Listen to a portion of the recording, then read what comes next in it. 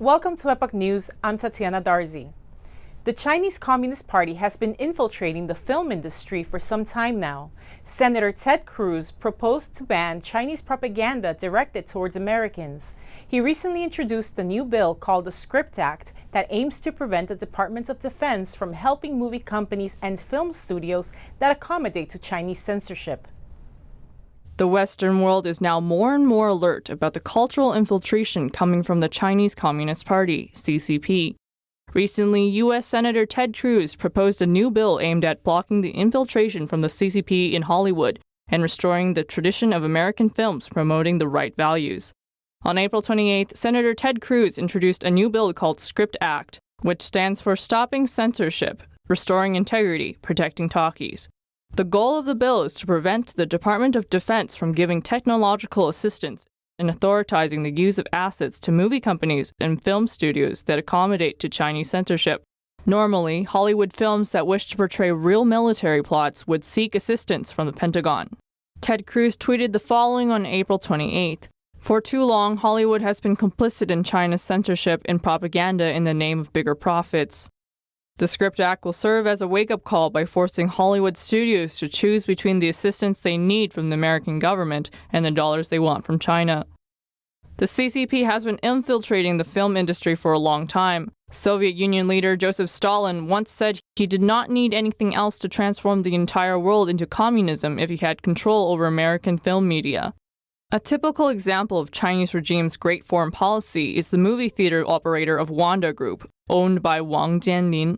As a businessman, he claimed to have a close relationship with the Chinese regime.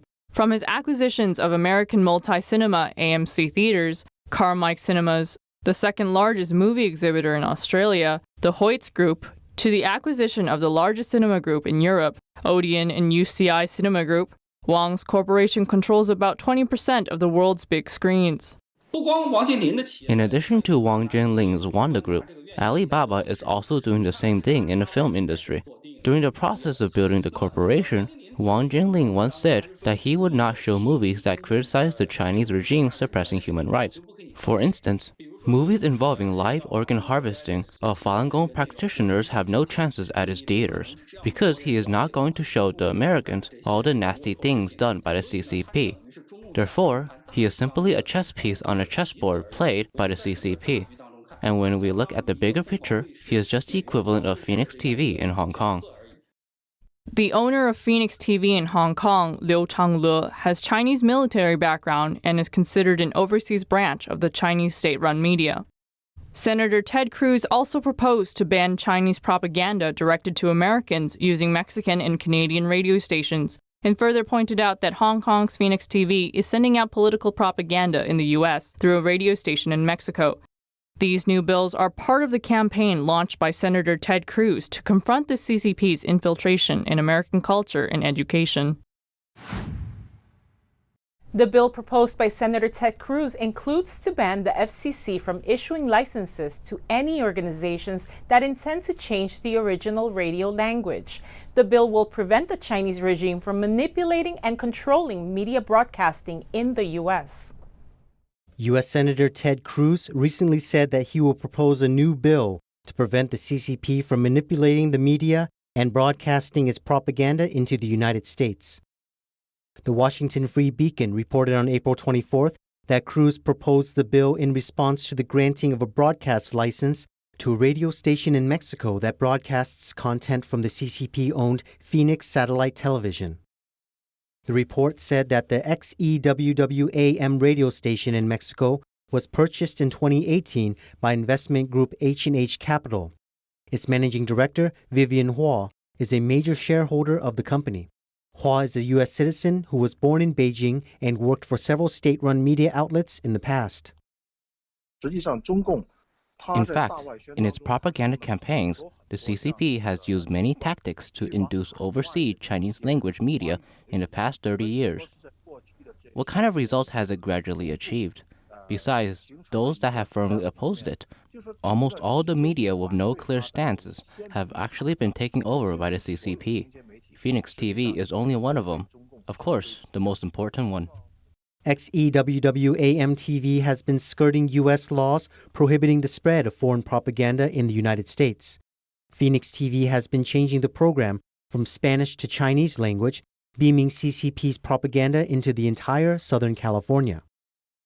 Its main purpose is to brainwash people because the most important thing for the CCP is its propaganda. However, what it has propagated is anti-human universal values. The CCP is now applying the tactics that it uses to control its own people, which is intended to change the way Americans think. First, the CCP uses lies to confound right and wrong and black and white. The second is fundamentally changing the normal thinking of Americans. This is horrible. Xing also brought up the fact that Phoenix TV was established in Hong Kong using a very covert identity to help the CCP broadcast its propaganda overseas. The CCP has been waging a war of information, also a war for public opinion.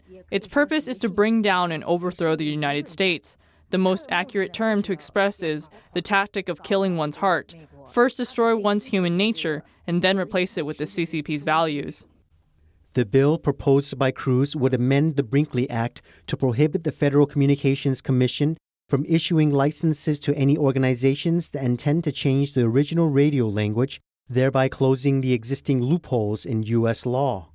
Cruz said, "The CCP spends hundreds of millions of dollars every year buying news media to launch information wars, expand the scope of propaganda, and sugarcoat the CCP, a totalitarian regime." In fact, the CCP's propaganda outreach is far more than a variety of well-known media. It also includes some small, unknown, and even unlicensed publications and media, such as some international student newspaper of a certain school, etc. The influence of this type is also very big. The radio station currently broadcasts on a temporary license. Once Cruz's proposed bill is passed, the FCC will not grant a formal license to it, which is equivalent to turning off the radio of Phoenix TV in the United States. The insightful Americans can discern the evil nature and purpose of communism and the CCP. Once they awaken and realize the danger, they will find a way to resist. In other words, this propaganda tactic of the CCP will become more and more ineffective. Last month, Phoenix TV made headlines over an incident in the White House. During a press briefing by the CCP Virus Task Force on April 6th, a Phoenix TV reporter named Yo-Yo Wong told President Trump that the Hong Kong-based Phoenix TV is a private entity. When Trump questioned the reporter about her affiliation, the reporter 3 times denied working for China. A few hours after the press briefing, the top officials of the U.S. Republican Party asked for action, opposing the White House issuing media credentials to reporters who work for the media of the CCP. The CCP is advocating for Article 23 legislation, which would restrict freedom and autonomy on the people of Hong Kong. On Tuesday, several U.S. senators and representatives sent a letter urging Secretary of State Mike Pompeo to fully implement the Hong Kong Human Rights Act and Democracy Act. On April 28th, U.S. Senators Marco Rubio, Ben Cardin, Jim Risch, and Bob Menendez, and Representatives James McGovern, Chris Smith, Elliot Engel, and Michael McCall sent a letter urging Secretary of State Mike Pompeo to fully implement the Hong Kong Human Rights and Democracy Act. The members expressed in the letter that Hong Kong's situation had been deteriorating in recent months, and the Chinese Communist Party had been continuing to accelerate its efforts to undermine Hong Kong's economy and the rule of law. On April 18th, the Hong Kong police arrested 15 democracy activists, including prominent lawyer Martin Lee, former member of Hong Kong Legislative Council Margaret Nung, founder of Apple Daily, a Hong Kong-based newspaper, Jimmy Lai, etc. Luo Hui-ning, the director of the liaison office, made a statement before the arrest, which outsiders conceive as an act to re-advocate for Article 23 legislation. The members wrote in a letter, CCP officials are advocating for Article 23 legislation, which would further restrict freedom and autonomy in service of Beijing's definition of national security. Hong Kong's future is of great importance to the United States and to the international community. Failing to address Beijing's efforts to erode Hong Kong's autonomy will undermine the freedom and human rights of its people its valuable role as a partner to the United States, and its unique role in the international economy. Last year, President Trump signed the Hong Kong Human Rights and Democracy Act. The passage of the bill requires the U.S. Secretary of State to issue an annual certification of Hong Kong's autonomy to justify special treatment afforded to Hong Kong by the U.S. The Chinese embassy in the Philippines recently released the music video called 1C. The video heavily exaggerates the Chinese regime helping the Philippines fight the virus. The video sparked a lot of anger on social media by both Filipino and Chinese viewers. On April 23rd, the Chinese embassy in Manila, Philippines, released a song on social media called Lisang Dagat 1C in both Chinese and Filipino. The video tries to paint a picture of China helping the Philippines fight the virus. However, Filipino netizens were furious, and within a few days, more than 170,000 people, including many Chinese netizens, pressed the dislike button. In conjunction with Chinatown TV and New Style Media Group, the Chinese embassy in the Philippines published a charity song, Lisang Dagat 1C, with lyrics written by the Chinese ambassador Huang Xilian, implying China's support for its neighbor, the Philippines, in battling the virus. The music video heavily exaggerates the Chinese regime's so-called support and assistance given to the Philippines, and also gathers the so-called gratitude from officials such as the Mayor of Manila, Foreign Minister of the Philippines, Minister of Health of the Philippines, and President Rodrigo Duterte. Instead of sparking gratitude among the Filipinos, the song 1C provoked anger after its release on YouTube on April 23rd. As of May 1st, the video had gathered nearly 200,000 dislikes and only 3,000 likes. One of the lyrics particularly outraged Filipino netizens. "You and I are on the same sea with the companion of watchful love." Filipino netizens left comments such as, "The Philippines and West Philippine Sea is for Filipinos only. This is a joke. Promoting illegal claims under the guise of compassion and unity is trash content." The irony of using the title Lisang Dagat 1C when Chinese vessels harmed Filipino fishermen. Current affairs commentator Lan Shu said, The Chinese Communist Party has always had a territorial dispute with the Philippines and always frequently sends fishing vessels and warships to the area. In reality, their relationship has been very intense already, and now China dropped a clanger by mentioning the West Philippine Sea in the song, wanting to prove the great friendship with the Philippines. The dispute between China and the Philippines over territorial waters has been going on for decades. Back in February this year, as the Philippines was busy fighting the CCP virus in this pandemic, Chinese military warships used radio-controlled radar to target Philippines warships that were patrolling the South China Sea, and this action was protested by the Department of Foreign Affairs of the Philippines. Moreover, the announcement made by the State Council of the CCP on April 18th regarding the establishments of Xisha District and Nansha District in the disputed areas of the South China Sea had also sparked outrage among the Filipinos. In addition to provoking the Philippines, Chinese fishing vessels escorted by Chinese Navy ships broke into Indonesian waters in the South China Sea to fish back in February and in early April. Chinese Navy ships rammed and sank a Vietnamese vessel that was fishing off the Xisha Islands. These countries are currently struggling with fighting the virus pandemic and have no time to upgrade their defense.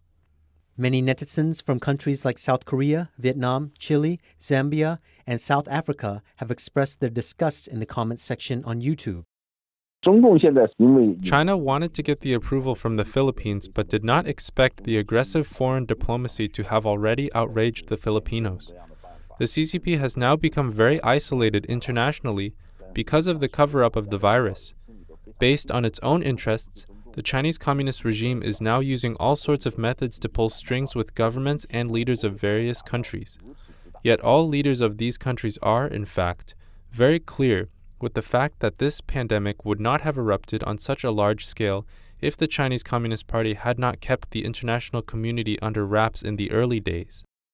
Previously, Wisconsin State Senator Roger Roth exposed a resolution that was privately sent by the CCP requesting him to praise China for its fight against the pandemic. In response to this, Roth proposed a resolution to show solidarity with the Chinese people and resolutely reject the Chinese Communist Party. The Federal Ministry of the Interior of Germany also confirmed a similar situation where the Chinese Communist Party lobbied German officials to praise it for its fight against the virus, but the German officials did not comply. The fact that the CCP keeps taking on an offensive stance and asking for praises from other countries while it cannot even stand on its own feet anymore is not just a matter of being shameless and having no bottom line. It clearly shows that the CCP is an unusual and evil regime with a strong infiltration ability. Many Chinese netizens are also furious about the song. One commented, "I am Chinese, but I don't like the disgusting song either. Most of the ordinary Chinese people are also the victims of the CCP virus. Hope the evil CCP regime collapses early on." Many Chinese people have gone on to the most active Chinese website in the Philippines, Philippine Dragon Media Network, to complain that the Chinese ambassador does not care about the lives of the Chinese people and is making a show. He should be busy rearranging flights going back to China. The foreign policy has bribed many people who praise themselves all day long. Many Chinese people in the Philippines said that they were put in an awkward situation because of the song. A student infected with the CCP virus returned to China from New York and unknowingly transmitted the virus to over 70 people in Harbin. Some of the people infected include family members and staff members at two of the largest hospitals in Harbin City.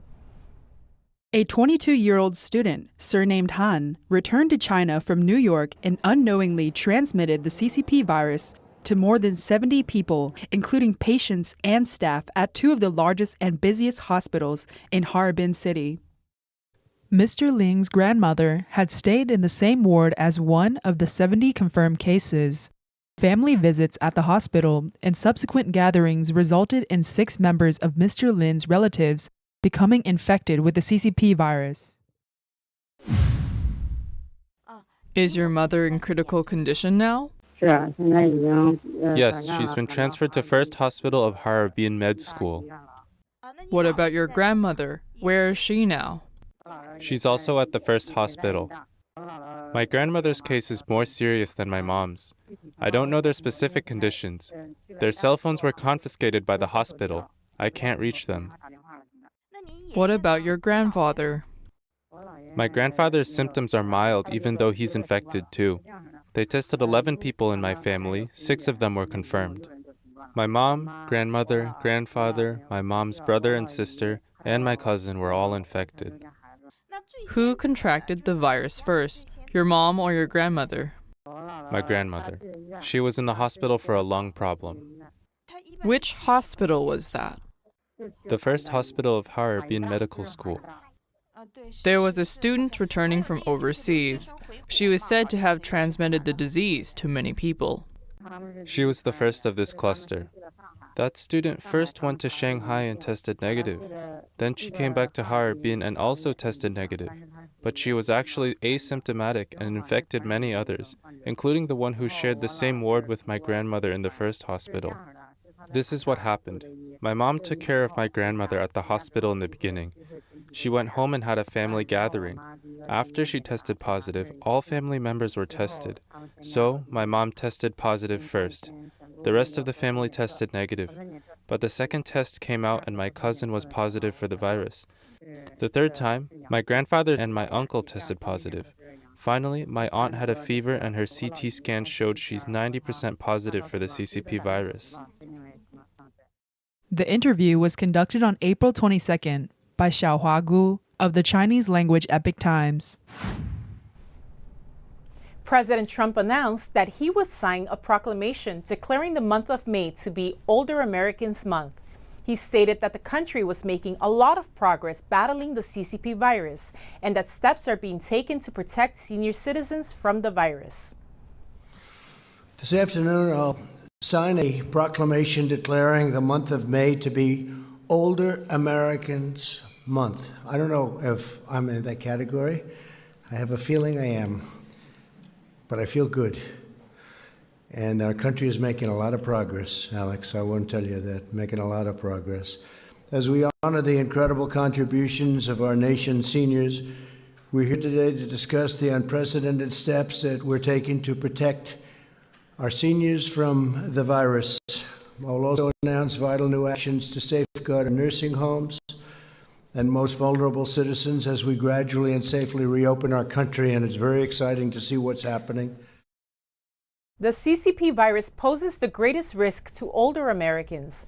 President Trump stated that through devotion by doctors and nurses, the fatality rate has been far below than that of other countries. As we tragically have seen, the virus poses the greatest risk to older Americans. Together as one nation, we mourn for every precious life that has been lost, and there have been many. We're so saddened by it. Through our aggressive actions and the devotion of our doctors and nurses, however, we have held our fatality rate far below hard-hit other countries such as Spain and Italy and United Kingdom and Sweden. We're way below other countries. We're deploying every tool, resource, and power at our disposal to protect our seniors and Americans of every age and background. Early on, we implemented life-saving travel restrictions and directed billions of dollars toward the development of therapies and vaccines, and that's moving along rapidly. In China, people can be seen visiting the Forbidden City, which reopened after several months. About 70% of China's tourist attractions have opened as of Thursday, April 30th. Visitors can be seen posing for photos, walking around, and getting some fresh air after being locked in their homes for quite some time.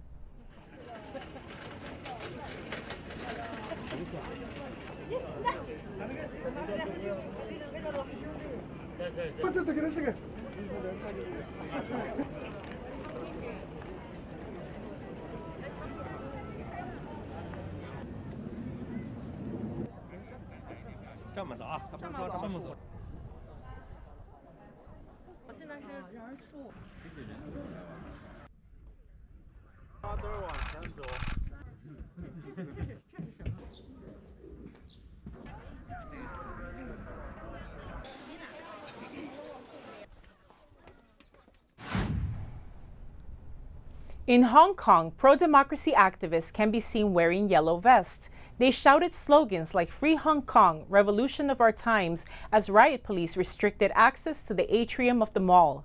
Activists say they are fighting against the erosion of the one country, two systems style of governance that guarantees broad freedoms for Hong Kong.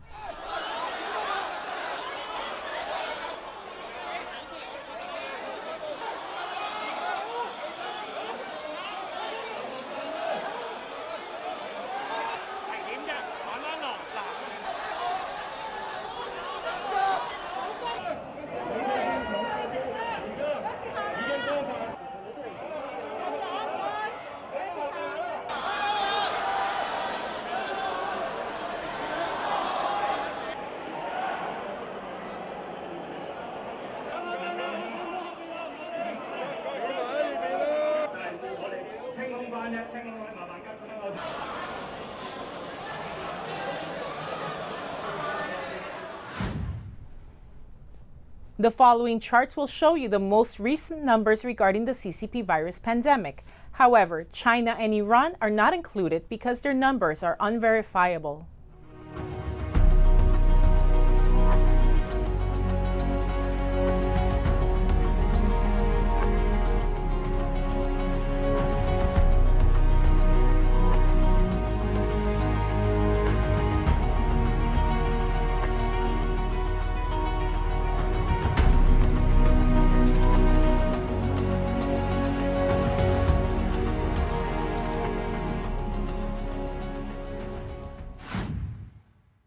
That's all for today. Don't forget to like, subscribe, and share this program with friends and family to keep them informed about the latest news and updates. Thank you for joining me. See you next time.